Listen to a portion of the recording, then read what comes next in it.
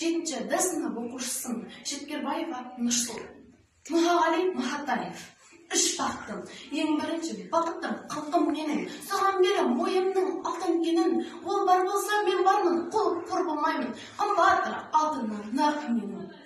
Ал екінші бақыттым бар, тілім менің. Тас жүректі тілімнен түңілмедім. Кейде дүниеден түңілсем де, қасиетті тілімнен түңілмедім. Бақыттым бар, үшінші отан деген. Құдай деген кім десе отан дедім. Оты сөнген жалғанда жанбарсың ба? Ойланбай-ақ кердаған отау менен.